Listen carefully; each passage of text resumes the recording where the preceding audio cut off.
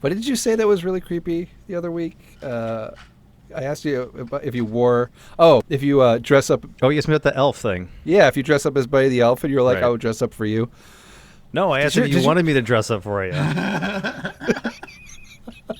on, we're all into cosplay. We're all friends here. Yeah. Cosplay. It's cool. Cosplay. You guys dress up. I'm good. I'll watch. Oh my God. What kind of show is this? Welcome to the Geeky A Go-Go podcast, a weekly podcast where we talk about news, movies, TV shows, comic books, cosplay. If it has something to do with what's going on in the world of pop culture, we'll talk about it here. My name is Anthony Pizzuto. Let's get this party started. Joining me today in the Go-Go, you add Tomas to this man and you get Christmas. That's right, it's Nitro Chris.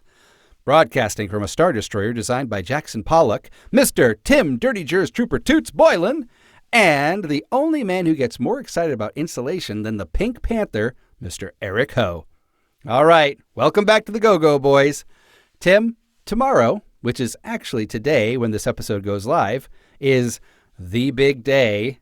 You ready? What is Mrs. Toots getting you? Any ideas, any hopes, any wants, any desires? I got lots of hopes. I don't know if they're going to materialize. No full electric Mercedes sitting in the garage for you?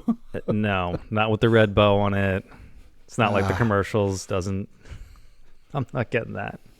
I will say this, though. I will say this because I think from a previous episode, we were talking about makers. I did ask for some motorcycle parts so I could work on my motorcycle myself. So we'll see if Santa comes through and brings me some parts. So. All right. Santa's salvage yard dropping off parts at old Toots' house. That's awesome. Cool. Well, I hope Santa delivers. And you're going to have to show us some pics of what you're working on in your garage. All right. Eric, how was your week? It was a big week over at the house of Eric and Jesse Ho. What's going on? Yeah, the installations are done. Woo!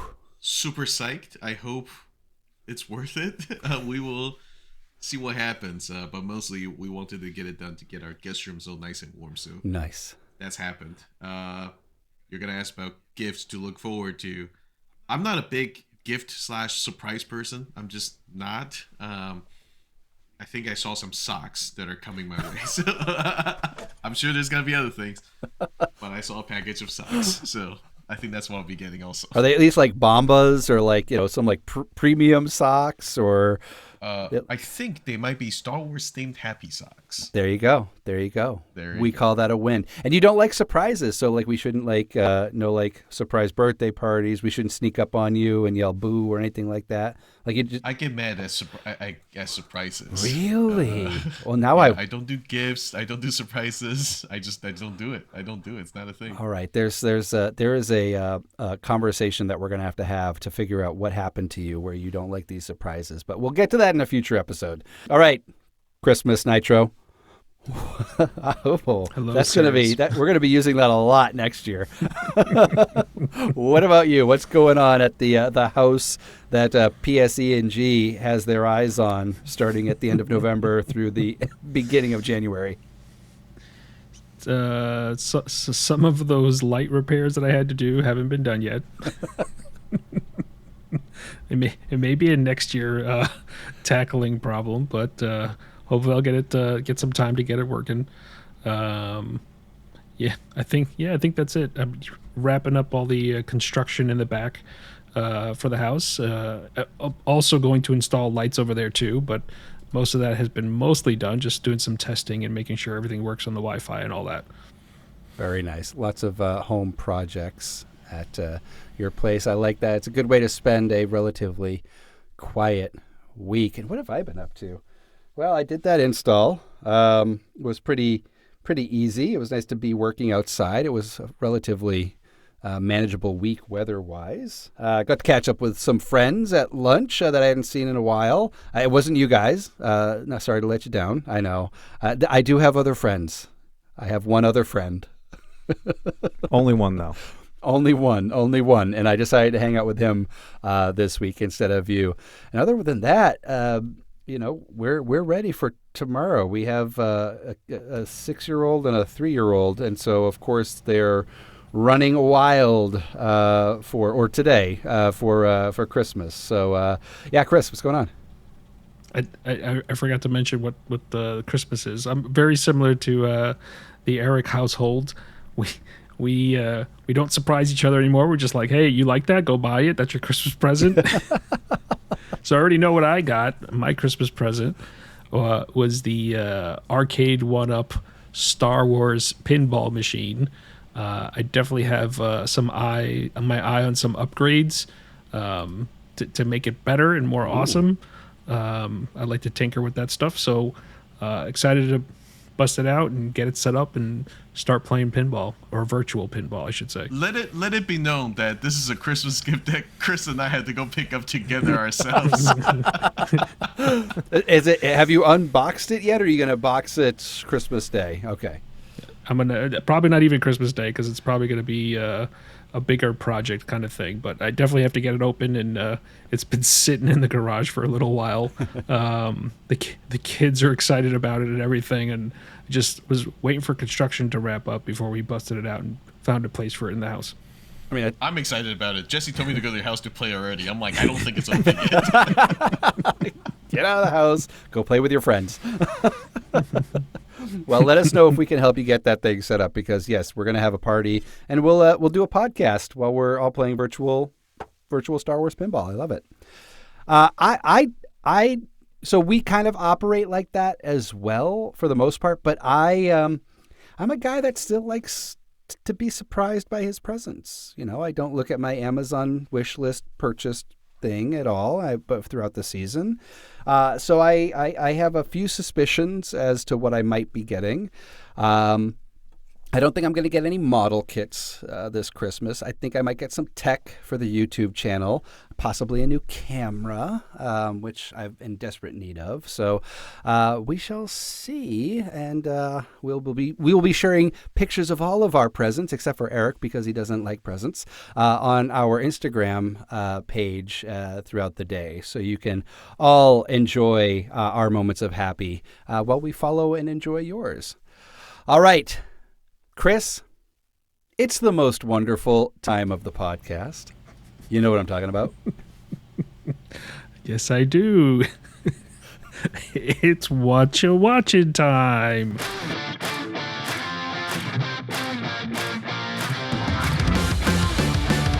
For all our new listeners, this is where we go around the room and we ask each other, or I ask everyone, what you watching? What are you watching this week? So this week we'll kick it off with Eric.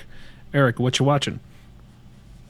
I think I've mentioned before to you guys that mandatory viewings in this household: Love Actually and Die Hard. So, Love Actually and Die Hard. Awesome, excellent.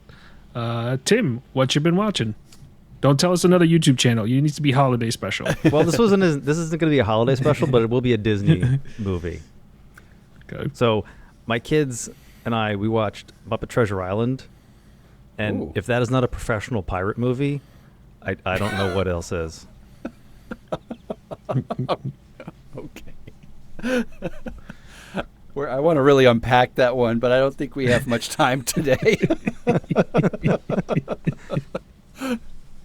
What is a professional pirate movie? All right, thank you, Eric, for saying what we were all thinking. It's professional in every sense of the word professional. They're all professional pirates. Is it like Tim. my analogy of Timothée Chalamet being a community theater superstar? Is that like level of professionalism? It's exactly like that. It's exactly like that. Okay, gotcha. Nice. What you're watching in the Nitro household? We watch everything Christmas. The kids particularly like the Charlie Brown Christmas special, so we still have that on DVD. I think Apple acquired the rights to that, so you have to. Mm-hmm. I think they let you watch that for free during the holidays or something to that effect. I don't remember what they're doing this year, but we have it on DVD, so we pop that on. Make sure that gets watched. We definitely watch A Christmas Story. So that's what's we've been watching. and tossing it right back to you, Anthony. What you been watching? So yes, it's been Christmassy in our house. I haven't watched Love Actually yet. I actually might do that tonight. But did watch Home Alone, and I just continue to love that movie. My daughter actually sat through most of it. The highlight for her obviously is the end scene where the Joe Pesci and Daniel Stern get their butts kicked, and this could be a topic for a future episode as well. But the amount of abuse those two take at the end of that movie, they should be dead, right? Like they should be dead. And there should be a lot of blood, but there isn't, and they're alive. And I know you have to suspend your disbelief a little bit when you're watching cinema, but I don't know. I every time they get hurt, you feel it, right? You watch it, it's like, and it's like, how are they still breathing? So maybe I should write a letter to Macaulay Culkin and get his thoughts on that. I doubt he'll get. Who got a star, by the way? Got a star on the Hollywood Walk of Fame, I think. He should. You know what? Because we are, podcast celebrities now. At episode 7 or 6, we should send him a congratulations letter, and then also ask him his thoughts on the mortality of Joe Pesci and Daniel Stern in those films and how they survived. So that's what we did. Oh, and we watched the newest Grinch. I guess it was 2000. It was the one with Benedict Cumberbatch playing the Grinch's voice. Wasn't a fan.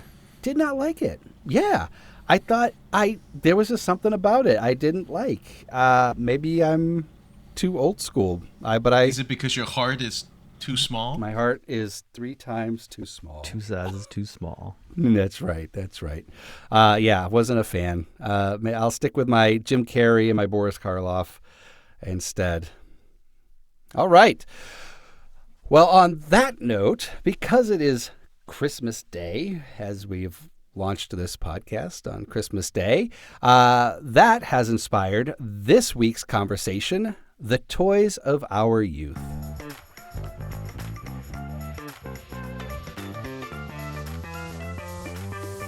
This week's episode is inspired by the Netflix series The Toys That Made Us, which is an awesome show that covers everything from Barbie to G.I. Joe, Star Trek to Star Wars toys.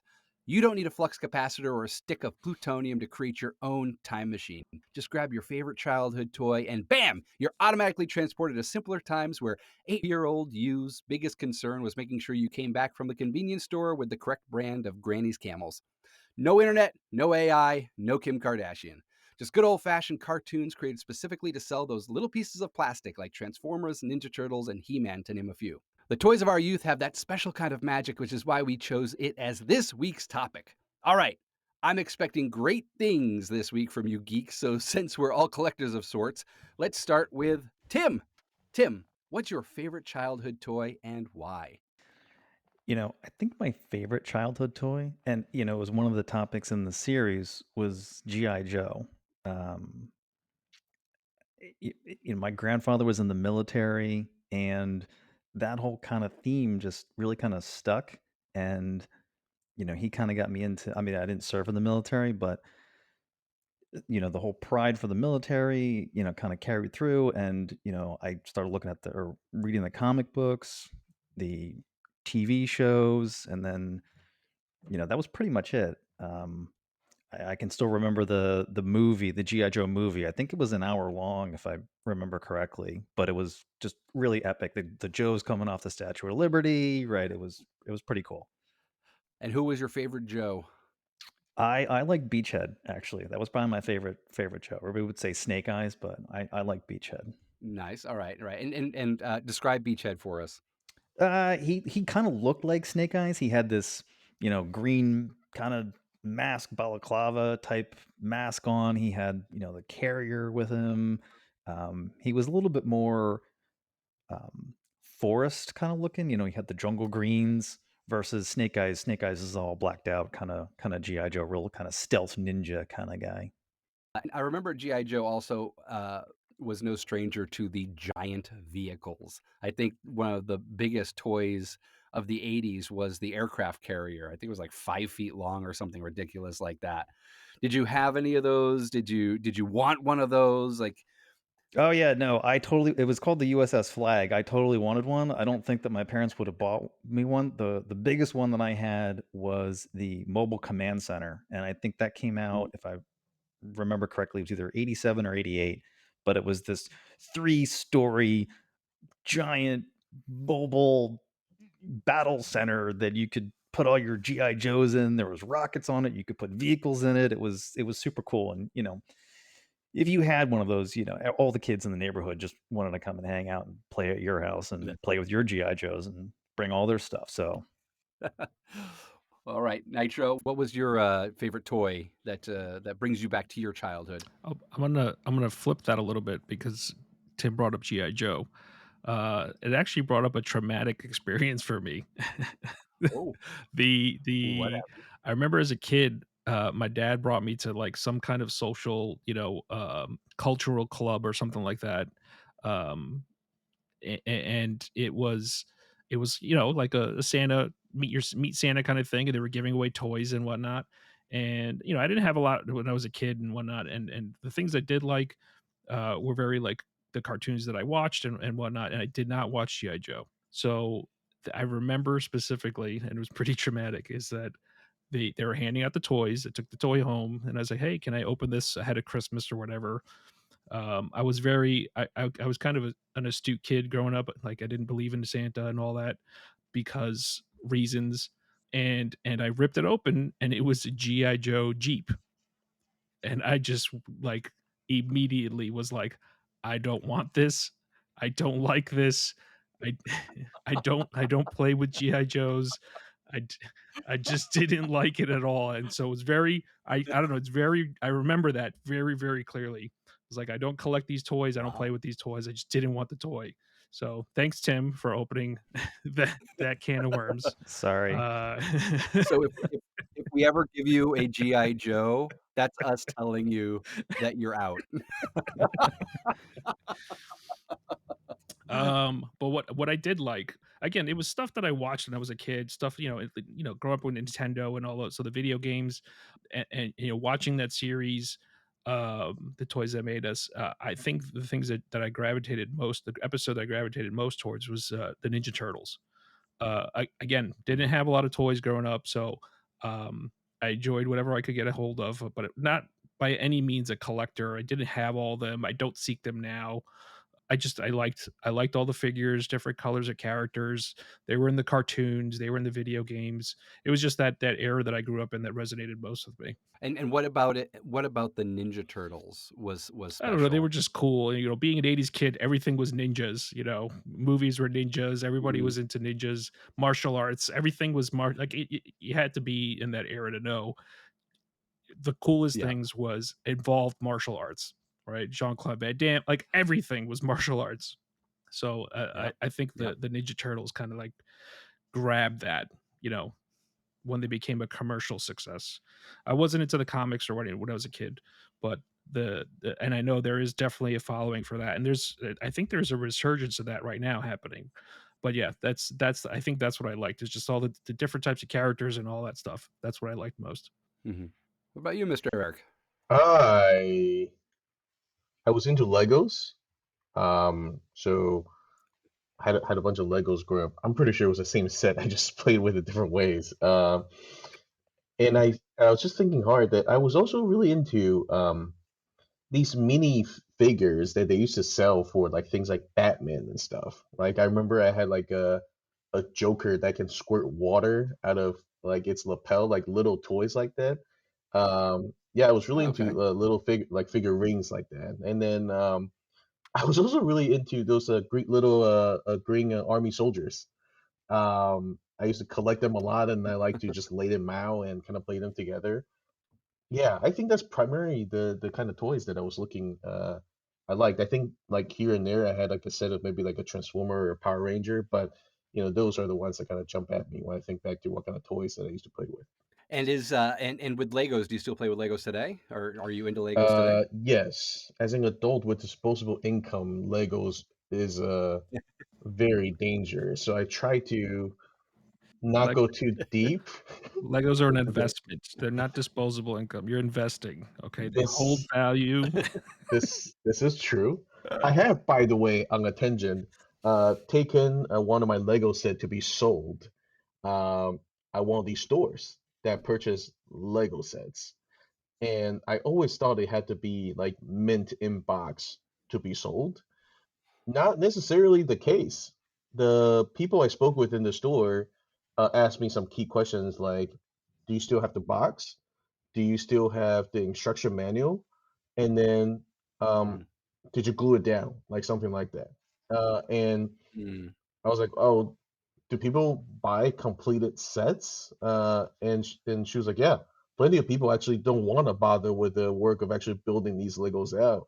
They just want to buy the Really? completed set. And she was like, look, if you don't have to, if it's not mint or if you don't have the box, like the next option is like you still have the manual, you still have it built out, but it's not glued down. Like people will pay money for some sets like that, which I was really impressed Wow. by. I didn't know that was the case. So I don't know if that's universal everywhere or if that's just a store that I went to. But there's an option to get rid of some of your Legos if you want to do that without having to list them somewhere, I think, online. Good to know. Good to know. I've never been into Legos. I've tried. Um, I don't find them aesthetically pleasing. I would never like build one to display. I built I got the Imperial probe droid and I built that, and then it stood there for like 3 days, and then I dismantled it, put it all back into labeled uh, uh, sandwich bags, and now it's in a box in my son's room. So I me, find it not crazy not when so you go to much. places like Brickfest and you see some of these guys. I think the last time I was at Brickfest last year, the guy built the Red Keep from Game of Thrones. And you can buy the Oh, individual really? bricks on Bricklink, and there's a couple other sites that will sell the individual bricks. And some of them are rarer Yeah, pieces, and some of them are hard to find. But I mean, that thing had over 150,000 pieces, and if you do the math on that, that's right, maybe 10 or amazing. 20 cents a piece, it cost him thousands of dollars to build that thing. He's got to Sure, sure. transport it in boxes That is too, big wild. boxes, and it's crazy. Mhm. Yeah, that's wild. That's wild. So my toys. So I was a big Ninja Turtle guy. I had them all. I loved the Ninja Turtles. I loved the cartoon. Loved the Nintendo game, even though it's probably the worst Nintendo game ever made. Oh, it's awful game. What? Awful game. What? Yes. Oh my God. There is like, if you could get past like level 3 on that thing, you were a certified genius. Like there, that is the You It's needed the hardest so cheat code. Nintendo good. You game. needed the cheat I, code. oh my God. Now, just to be clear, it's the first one, not the arcade one. The arcade one Yeah. is very different than the Yes. first one. But you like the first one? Yes. You thought it was, I agree with oh Eric. my God. So really? Okay, maybe I have to go and replay this thing. But I have like emotional scarring from playing this game back in the 80s. But no, I loved the Ninja Turtles. I have great memories of Christmas where unwrapping presents and you get the box of the paddy wagon, or that one year we got the Technodrome. Oh man, the Technodrome toy was amazing. It was huge. It looked like the Technodrome. It was a huge play set.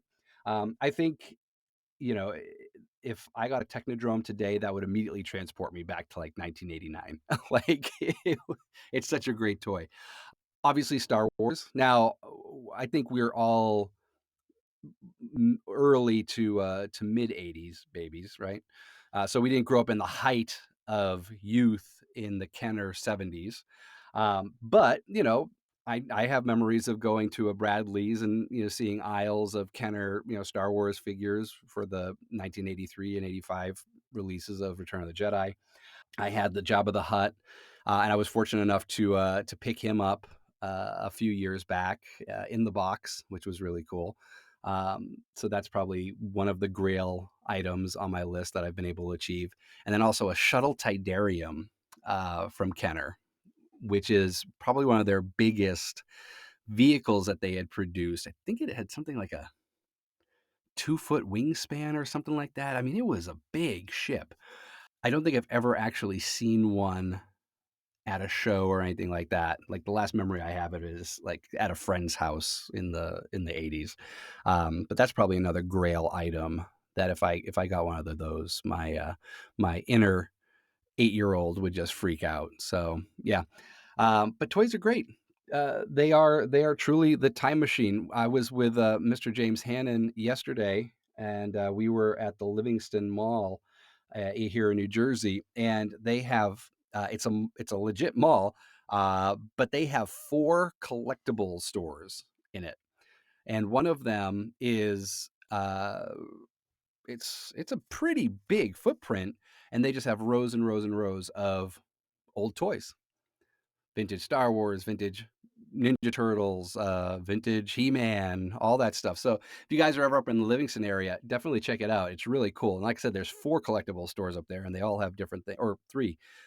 They all have different things up there. So It's probably the highly same recommend it. guys just trying to price each It's other out. not. It's not. There were 3 very unique, curmudgeonly, inappropriate individuals that all smelled like they lived in their mother's Together. basements. Together. Oh my God. So anyway, check them out in the Livingston Mall. I forget their names, but they're really cool. All right. Any last thoughts on the toys that made us? Yeah, Anything that you want actually, to celebrate you about the brought it toys up that just made us? now, like some of these toys. In the early 90s or mid to early 90s, I think I was given a set of these kind of micro machine Star Wars toys. And that really Mm-hmm. was the kind of when I started getting into buying toys or really wanting toys, like wanting Star Wars toys. And I just remember the first one that got me started was this playset for Micro Machines that has like a face of Chewbacca that opens up and it's got like a sing of a Mm-hmm. kind of Endor inside. Um, we moved in the late 90s, I think, and I'm pretty sure my parents threw it out or they got lost somewhere in the move. And so fast forward to um, I think like somewhere in the mid 2000s, I was in New York, walking just through some random toy shops, just like anything, just like you were talking about, just going to some of these stores. And I remember going to the back of the store and saw that exact same toy. And I was like, I gotta buy this. And I did for like 20 bucks. I still haven't opened it yet, so I'm gonna show these guys on screen. So I bought this guy here. Oh Yeah, wow, look Oh, at it's in the that. box I too. really want to open it. Wow. I think I might end up just buying another one You should. and then open that one.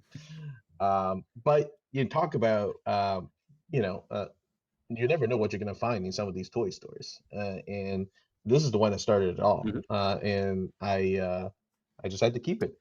It's nothing, I don't think it's anything special. It's not super expensive on resale these days, but it's pretty special to Right. me. And that's what's important, right? It's special to you. And toys are meant to be played with. So open that thing up and you start playing with Right. it. Right now, we're gonna watch you. We'll And I start would a add, we will start an So unboxing segment for that. yeah, yeah. But you're gonna have to be very descriptive because this is That's an right. audio only podcast. All right. So was that your kind of like is that your grail piece? I don't know if I ever have like a grail, but this is one that Yeah. means something. So like if I have to sell my toys, get rid of things, like this is one that I'm probably gonna hold on to for a bit. I Got it. kind of Okay. agree with Got it. Eric on that Well, sentiment. It's everything I've gotten is like, oh, I like that, or this means something to me. I've never been I need to collect all of them. I need to complete the collection. I might have right. had that sentiment when I was a kid, but not really knowing, what I was doing. But I never did anything like that. I never said, hey, I'm spending all my nickels and dimes to go and buy all the Star Wars products or anything to that effect. Um, maybe this is a message to all the collectors out there: do what you like, right? We're not yucking anybody's young. If anybody likes to do that where they want to collect everything, great. I particularly don't. Like, I gravitate towards things that mean a lot to me. I like that. We're not yucking everybody's young. yeah, the I other like thing that that. Dirty Jurors, any Oh, moments the of other thing I zen was going from to you? add, Anthony, was that the one thing that kind of stuck out to me in all of these episodes was that a lot of these guys, they were just regular jobs, and the stuff that they were creating, like, this was just their regular day job kind of thing. And Mm. they go into the office, they're surrounded by people that are wanting to eat their lunch, or you know just all the annoyances of just day-to-day life in the office, and through either, I don't know, dumb luck or desperation or whatever it is, they come out with these, rock stars. And, I think in several of these episodes, I know at least in the G.I. Joe one, the He-Man one, they're all kind of vying for credit for who created He-Man or who created G.I. Joe. So, Mm. that's kind of the one thing that wasn't really, kind of lost on me during the episodes, was that it's still kind of prevalent today that these guys still can't agree on who created what. And, with all the money that they made, It's interesting. they're still just regular people. Yeah, that's true. And I guess when you're in jobs like that, you have no idea what impact you're going to have on a particular market, like the collector's market. Well, that's an interesting point. I wonder, like, if today, so we have HasLab, and I think Mattel has Mattel Maker. Yeah, I know. I'm looking. Yeah, I'm scraping some pennies together. Eric Ho is in possession of a HasLab sail barge that I've been eye drooling Friends and over family for a discount. while Friends and now. family discount. Payment I know, plan. I know, I know, I know. Payment play, yeah. But do you think that the producers of the HasLab products today, or the Mattel Maker, I think Mattel Maker is the Mattel version of HasLab, um, are kind of vexing the collectible market?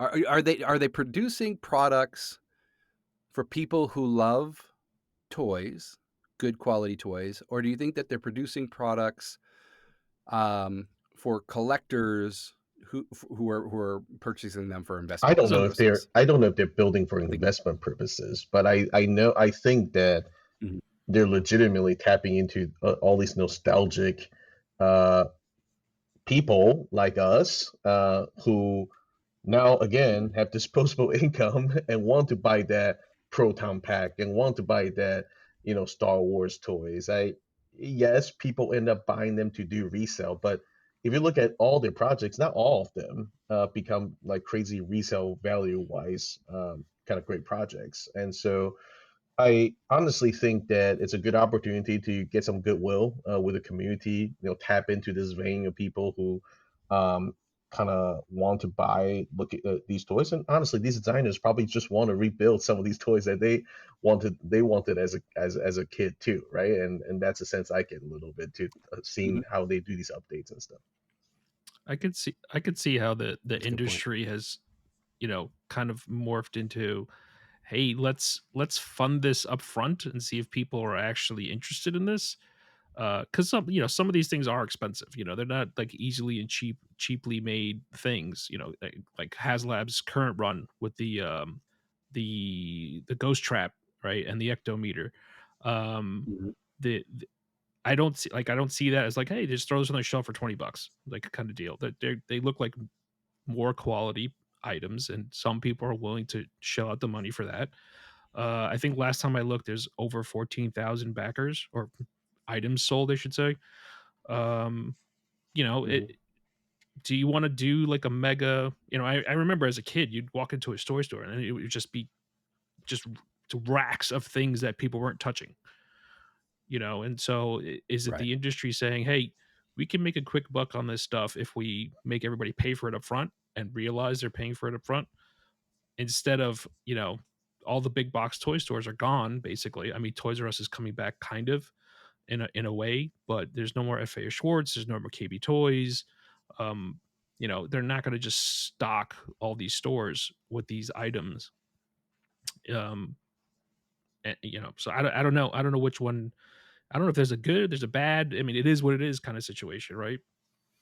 I think they're more quality though. I mean, compared to some of Yeah. the toys from the 80s, right? I think they had what was it, one of the Cobra, or not the Cobra jet, one of the Joe jets, the F-14, I forget what it's called.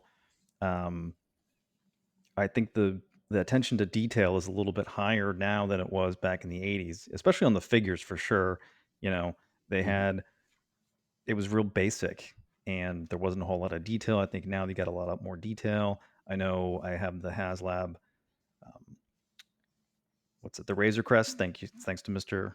AP funding my addiction.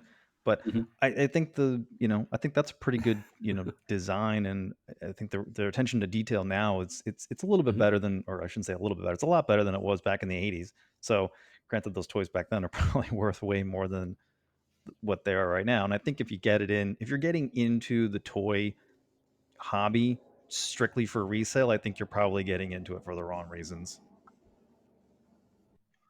I wonder, as you guys are talking Yeah, about it, you that's a guys really have good point. kids. Um, Again, like we talked about, these toys are old toys from back in the days. Well, the thematically old toys from back in the days. Do you think that the toys that your children are playing with now, they're gonna want something like this in like 20 years time, like remade? Like, or is it just this generation of people that is really being suckers and then going after these? I'm just curious to see what you guys think we're seeing into the future, but I don't know what toys are like these days. Chris and Tim, you have older kids than I do, so I'm curious your perspective because mine is that the toys are trash for a 4 and a 6 year old, and like my wife, my wife bought a $34 Bumblebee toy for our son, who is 3. He'll be 4 in January, and 5 minutes out of the box, he destroyed it. Like the arms broke off, and I'm like, Mhm. $35. that, that that's a Gundam model kit for me that What you've about your denied lot of me. GI Joes back in the day? Well, but yeah, and I was also shocked that it was $35 for a Transformer. Transformers, I've got to say, today's prices are ridiculous, and then the value prices that I've seen on like collectible Transformers are out of this world. I don't know what about Transformers makes them so valuable, but I'm mind blown at the prices for new and old. So I mean, I don't think my kids today are going to remember. And I'm also curious from a generational perspective, where we in the 80s we didn't care about the environment. Reduce, reuse, recycle was a new concept relatively.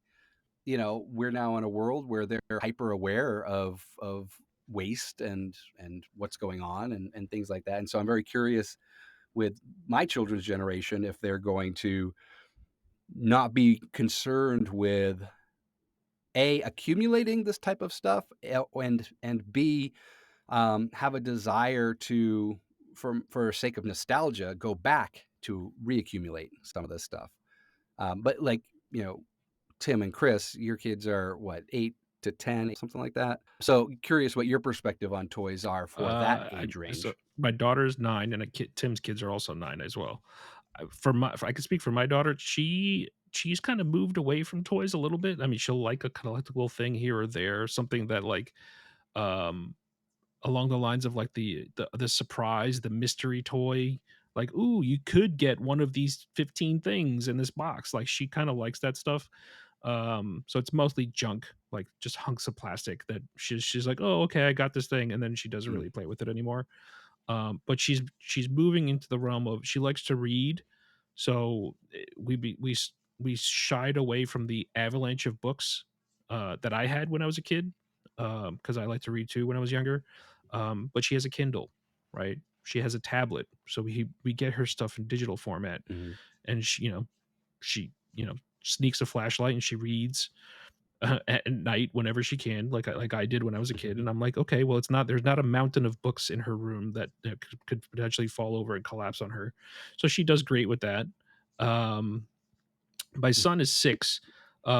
He's into Matchbox, right? He just loves playing with cars. They have these little cities that little segments where you could have a little car wash connected to a police station, connected to a fire station, connected to a Pizza Hut, stuff like that. So he likes the imaginative aspect of playing. As you know, as I'm assuming your kids do too, Anthony, like they do pretend a lot, right? So Mhm. they don't have, Yeah. I don't know if it's a screen time thing or whatnot, but they watch stuff, but they don't associate the stuff they watch with toys like I did when I was a kid, right? Yeah, I would agree I too think with Chris. Tim kind of touched on That's it interesting. before. He Yeah, said something that's a good to point. like of who was the first person to make this. So you had the which came first, the toy or the TV show, and then it became like we're making TV shows to make toys, Mhm. and so I don't. Right. Generationally, I don't see it what I experienced, with my kids. Like they're not hunting. Like I want all the toys from this TV show. They just never. Yeah, I would Mm. agree with Chris. I mean, I think a lot of the toys that my kids played with, especially when they were younger, were geared more towards educational kind of learning and thinking artistically or scientifically. You know, the whole STEM thing, um, trying to get them to use their brains or exercise their brains in a different way versus just giving them some, hunk of plastic. I will say that my kids still play with Lego. They're 9, but they have gravitated away from some of the other toys. My daughter used to play with Barbies. She doesn't play with them anymore. My son used to play with some of my old toys, my old GI Joes and Ninja Turtles and Ghostbusters that I had, saved. Probably the listeners are probably like, "Don't do that. Save the toys." But let he got a lot of enjoyment out of it. Some of my old Tonka trucks that I had when I was a kid. They're all metal. I think that he really enjoyed that. But Mhm.